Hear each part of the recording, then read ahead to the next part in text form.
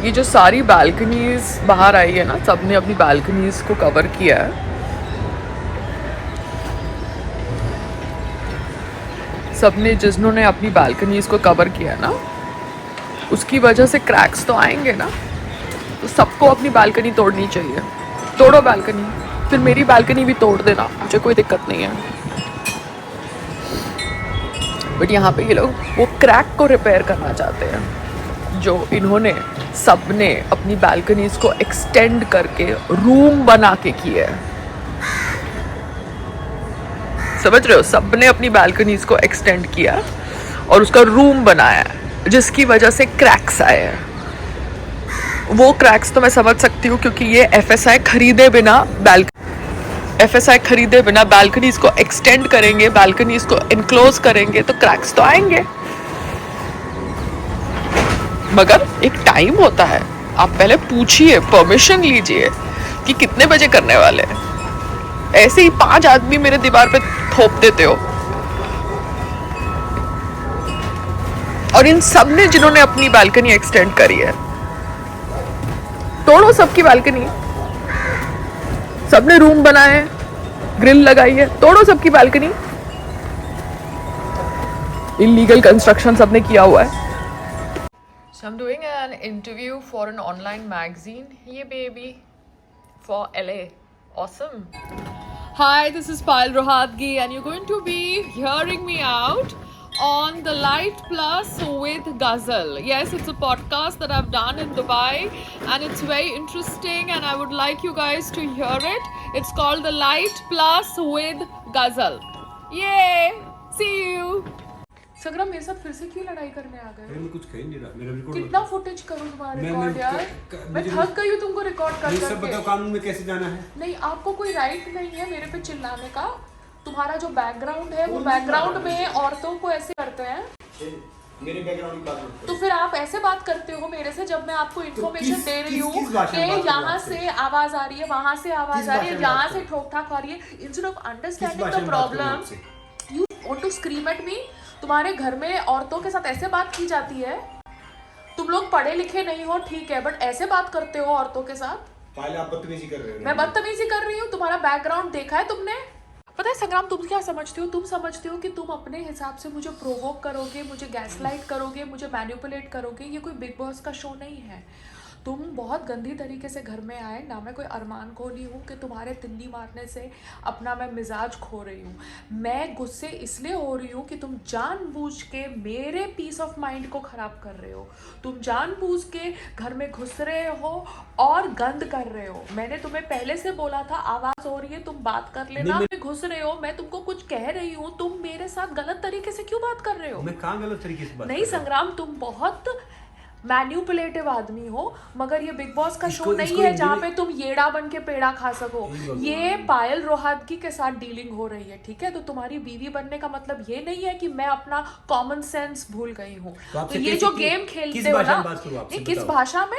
जैसे तुम शरीफ बनने का नाटक करते हो घर के बाहर जाके, कम से कम घर में जब आते हो, मैं तुम्हें कुछ कह रही हूँ तो मेरी बात सुनो। ऐसे ही तुम घर में बोलाने लगते हो और बोलते हो कि काम चालू करो। अरे मट्टी घुस रही है, आवाज आ रही है, मैं कहाँ जाऊं? 2 बेडरूम का साला घर है, घर में बैठने की जगह नहीं है, कहाँ जाऊं? बाहर आवाज हो रही है। 2400 स्क्वायर फीट का घर है। नहीं संग्राम, कोई 2400 स्क्वायर फीट का घर नहीं है, 800-900 स्क्वायर फीट का घर है। आप झूठ बोलो अपने बारे में, मेरे के बारे में झूठ मत बोलो, ठीक है ना? अपने बारे में झूठ बोलो, जो तुम्हें बोलना है वो बोलो, वो तुम्हारी चॉइस है। तुम मेरे साथ नॉर्मल तरीके से बात करिए। अगर आप आगे से मेरे को प्रोवोक गैसलाइट करेंगे तो मैं वीडियो आपके और भी सारे अपलोड करूंगी। और ये मैंने एडिटेड वीडियो अपलोड किया है। आपने जो गाली गलौच दी है वो मैंने सब सेव करके रखी है। हाँ संग्राम, वो सब सेव्ड है, क्योंकि फिर आप बोलोगे कि आपके करियर में अफेक्ट हो रहा है तो मेरे वीडियो से। ऐसा बिहेवियर ही मत करो। अगर आपकी बीवी आपको कह रही है कि आवाज आ रही है, आप ट्रैफिक थोड़ी चलता है। मैं ये बात कह रहा हूँ आपको कि आपको भी एकदम गुस्से से बात नहीं करनी मैंने चाहिए। आपसे गुस्से से बात नहीं आप करी, भी मैंने गुस्से से आपको बात कर रहे मैसेज किया। आपको मेरी आवाज नहीं पसंद है तो एक पशु से शादी कर लो ना। गांव में कर तो तुम्हारी रखी घूंघट पशु से वाली, शादी। गांव में सब घूंघट वाली औरतें ही तो पड़ी हुई है तुम्हारे। पड़ी और हुई क्या होती है है। उनकी औकात, क्या है? बच्चे पैदा करना और घूंघट करना और खाना बनाना। तो वैसी ही औरत उठा के ले आते ना। फिर उनके मुझे तो- टॉन्ट मत उनके- मारना, उनके तो और आसपास मुझे भी नहीं टॉन्ट हो। मत मारना, उनके आसपास भी नहीं हो। मुझे टॉन्ट मत मारना कि तू बच्चा नहीं पैदा कर सकती क्योंकि तुमसे कोई छुपाया नहीं था, क्योंकि तुम कैमरा बंद होने के बाद मुझे टॉन्ट मारोगे। तो मुझे तुम गैसलाइट मत करना, ना इमोशनली टारगेट करना। मैंने तुम्हें घर पे बोला था कि भैया ये लोग आवाज कर रहे हैं, आओगे तो इनसे आगे बोल हो देना। गए तुम, आगे हो पागल मैं नहीं हूं, तुम्हारी जो असलियत है ना उन लोगों को पता चलती है। ये गुड़िया गुड़िया करके बाहर बात किया करो। तुम्हारी जो गंदी जबान है ना, मेरे पास आके कान में गंद बोल के जाते हो। तुम्हें पता है ड्राइंग रूम में कैमरा है तो गंद मेरे कान में बोल के जाते हो। इतने Hi, good morning. Okay. Very bad day yesterday, man. So much of mental stress just given for no reason. This is called, trying to provoke the person. So, anyways, I've written the email that has to go to the concerned people because if I'm being harassed, I'm being harassed. Acha, I saw on social media news about passing away of Bebek Pagnani. Yeah, he was a social media influencer and from Nepal. जो information मुझे media पे मिल रही है उनके बारे में, that information is similar. All portals have published similar information, similar write-up. It is like a PR release, press release. But actually उनके बारे में मुझे जो information चाहिए थी वो मुझे इंटरनेट से नहीं मिल रही है. My heart has, become full just seeing his images. What has happened to him in 2 years of the diagnosis of brain tumor. The diagnosis has happened in US because apparently information जो है वो ये है कि he went to US with his wife to pursue some studies. He was having difficulty walking and he went for an MRI.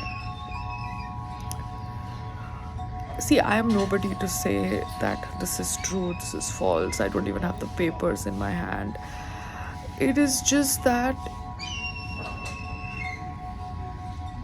I find everything very, very scary post-COVID. अब विनोद कांबली जी hospital में भर्ती हुए and we are just hearing about the name of the hospital in Thane.